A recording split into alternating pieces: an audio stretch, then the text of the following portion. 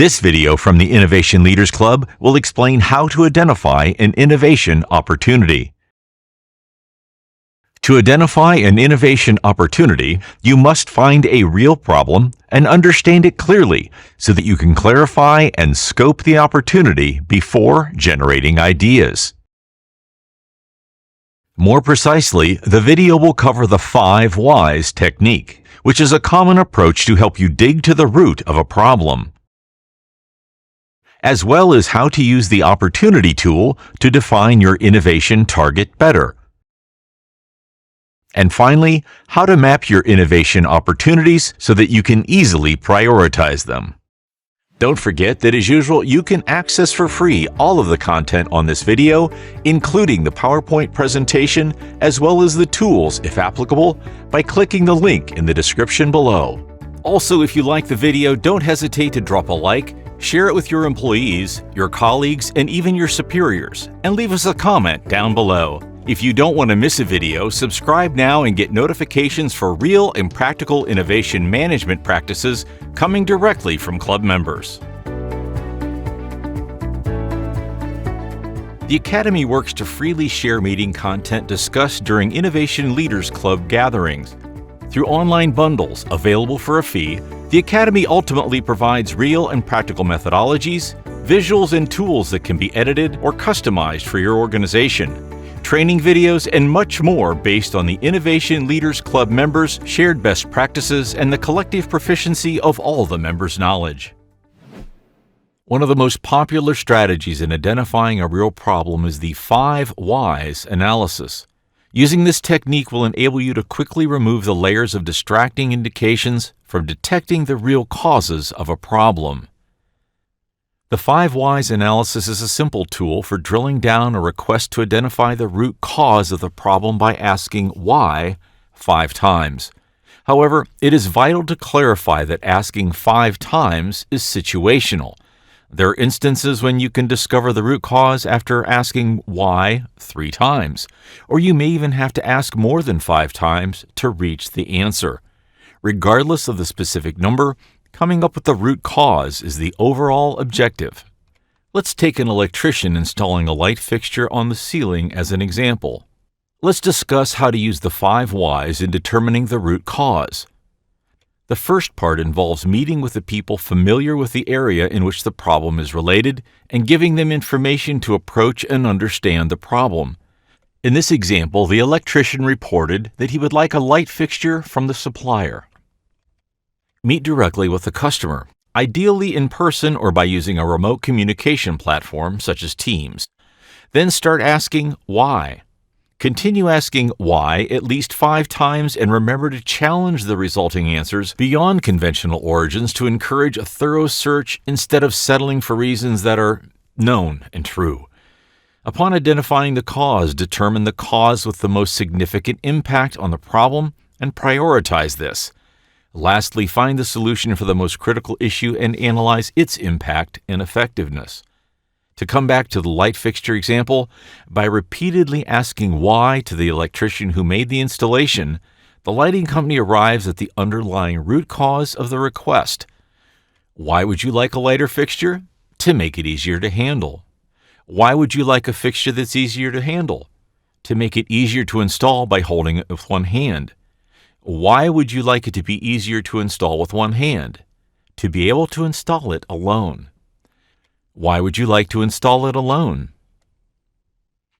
By applying the 5 whys analysis, the root cause or the problem to solve is determined. With that in mind, this brings us to find the solution.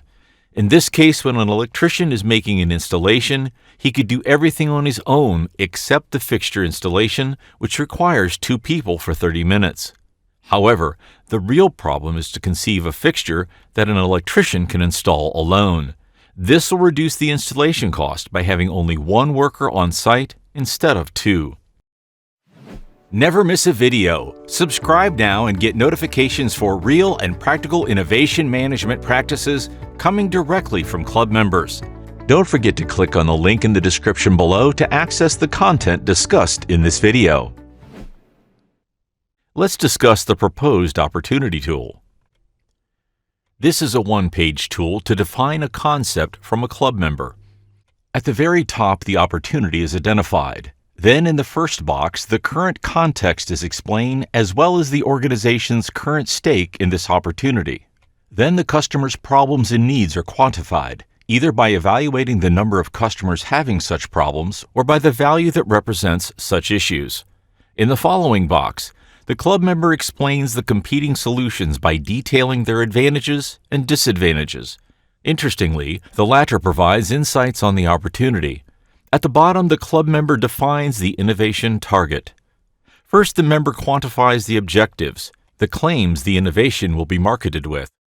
Moreover, he clearly defines the sandbox by precisely defining what kind of solution is included and what is excluded. As an example, you could specify to exclude any solution that would be made of plastic. On the counterpart, you could also want to include all solutions that could be suitable for e-commerce. This way, you are already framing the criteria for idea submission. Finally, you could also add another layer of constraints, such as the product must be biodegradable or the total cost must be under $100. Such constraint makes the ideation process more difficult. However, it will shorten your path going forward by increasing the quality of ideas that will be submitted, as they will be nearer to the set expectations. This tool is similar to the PowerPoint tool, but in Excel format. You'll need to enter the same information as in the PowerPoint tool, but this one might be easier to format since it has been designed to be printed on a letter format sheet. There are two sections in this tool, the context and the innovation target. Let's look at the context by detailing who the customer is. If you have identified a persona, it is probably the best way to present whom you are targeting. After this, quantify the approximate size of the market by mentioning how many other people who like the persona are in a certain area, such as a country, region, or even the world. Then figure out precisely the organization's current stake in this opportunity. Next, focus on the customer's needs. Try to quantify it by evaluating how much time and money such consumers are currently spending to solve their problems. In the following box, explain who the stakeholders are and what their role is in the decision-making process. Should they be involved in the development of the innovation? Then indicate any trends that might affect the innovation. Is there anything to seize or watch? Is the opportunity related to something bigger? To complete the context, explain the competing solutions by detailing their advantages and disadvantages. Interestingly, the latter provides insights on the opportunity. The second section is the innovation target. Start by quantifying the objectives, which are the claims the innovation will be marketed with. Moreover, clearly define the sandbox by precisely defining what kind of solution is included and which one is excluded. As an example, you could specify to exclude any solution that would be made of plastic.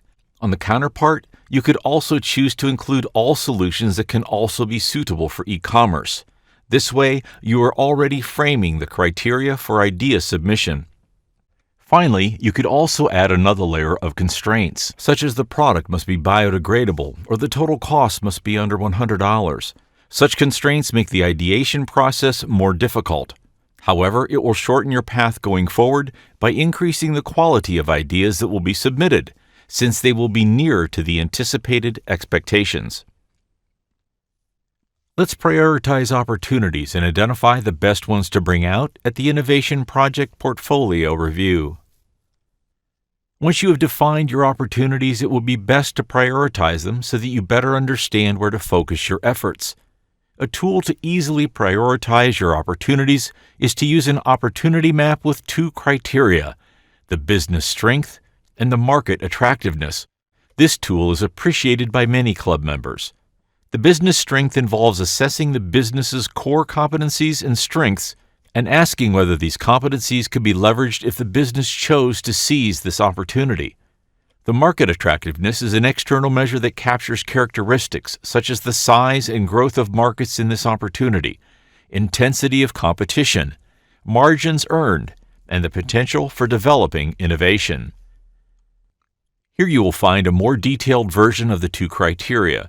Some participants like having more details of each criterion, But after evaluating a few opportunities, they become used to the criteria and no longer require them. The business strength criteria divide into two sub-criteria, namely technological and operational competencies and marketing and sales competencies. Here are more details about them. The technological and operational competencies involve qualified human resources and technologies mastered internally and uses existing equipment. Qualified human resources has the ability to leverage R&D or design engineering and involves operational processes and knowledge. Technologies mastered internally involves the use of existing core technologies with the ability to find technological knowledge related to the technologies. Existing equipment provides the ability to leverage current equipment and assets. The marketing and sales competencies involves qualified human resources, renowned brands, and distribution network. Qualified human resources can leverage market knowledge, customer relationship, and sales forces. Renowned brand can leverage marketing communications, brand name, and images in this arena. And distribution network can leverage distribution channels with this opportunity. The opportunity market attractiveness is divided into 4 sub-criteria as shown earlier. Here's more details about them. The market outlook includes the first 2 categories, namely the growth potential and market size. The growth potential includes the potential new customers, position in the maturity cycle, and potential adjacent markets, while the market size is the number of customers or users, total market size, or the potential market size, usually in dollars. The competitive positioning then includes competition intensity and strength of competitors with this opportunity, number of competitors, the strength of competitors, and their barrier to entry, such as patents, assets, and others. And the potential margins in this opportunity is compared to current offers based on the organization's objectives. The last sub-criteria is often hard to evaluate at this stage. You may skip it if it is not yet applicable. Starting from the bottom left, here's how to interpret these quadrants. No bets. This quadrant encompasses opportunities that don't build on business strengths or offer attractive opportunities. Conservative bets. Business strengths can be leveraged, but the market isn't attractive. Typically, these are opportunities your organization has been playing for years, and now there's either less innovation potential or undesirable leftovers. Members often refer to this quadrant as an apple tree that has been picked mostly clean of its fruit. The only apples left are the ones at the top, which require a higher reach. High-risk bets. This quadrant covers the highly attractive opportunities. These opportunities have little to no exploitable business strengths. Therefore, opportunities in this quadrant are ideal candidates for technological development. Typically, the organization will have to develop its knowledge. They can do this by either devoting their time to learning how to tackle this opportunity themselves, or they can hire someone who already has the expertise to handle it. It may also require a partnership with another organization to speed the work along or proceed to an acquisition. Best bets. This quadrant consists of highly attractive opportunities that leverage current business strengths, so new technologies are probably not required here. The organization could be leveraging technologies that it has mastered. This is what the mapping might look like. Having such a mapping will probably ease your tasks. You and your team may likely select opportunity 7, which is obviously the best choice as it is in the far right. Its location in the far right also means that you feel your business strength is high, thus you can seize it within a shorter term. However, the objective of a structural front end of innovation is to allow opportunities to mature. Therefore, it would probably be wise to have opportunities in 4, 2, and 1 in your FEI pipeline and get them matured enough to be selected in an upcoming innovation cycle. This is called proactive innovation.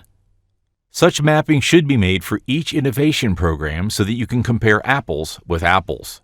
This will ease the prioritization within each strategic arena so that you can clearly allocate your resources. The mapping can be segmented into 5 priority levels. Such an approach allows you to manage a large number of opportunities and clearly indicates where a team should focus. For example, there should be less than 10% of opportunities in Priority 1.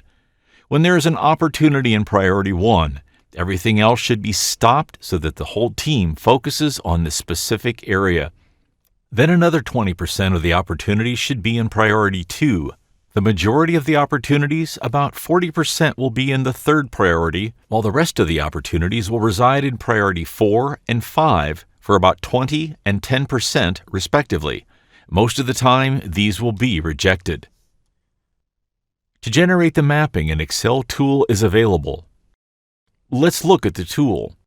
There is one tab per strategic arena or program. The first step is to list all opportunities. The second step is to ask your team to screen the opportunities with their business intuition on a scale of 0 to 2. 0, or a blank cell, indicates that it is not a promising opportunity, while 2 would be a very promising opportunity. Then you can sort opportunities from the highest score to the lowest.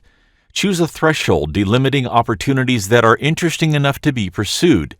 In this example, the threshold will be 8, so only 2 opportunities will be evaluated. The third step is to score the business strength and the market attractiveness of each opportunity. Here's a tip for effective scoring. Before scoring any opportunity, ask someone in the team to explain the opportunity to be scored. This way, everyone has the same understanding of each opportunity while scoring. Then, everybody scores only one opportunity at a time. The intent is to discuss the scoring when there are divergent scores. In the case of Opportunity 1, everybody scores the business strength at 9, so this is good since there is a convergence on the score. In this case, the business strength doesn't need to be discussed. However, there are people scoring the market attractiveness at 4 and others at 8, so obviously some people don't see the same thing. Thus, it would help if you had these participants explain their scores. Often when there is such a big gap in the scores, the participants don't have the same reading of the situation, and it is worth discussing. Afterward, you can keep going with the other opportunities one at a time. To generate the mapping, you will use the designated tab. Here you will transcribe the scores from the Arena tab. The mapping will be generated automatically once the name of the opportunity and scores are entered.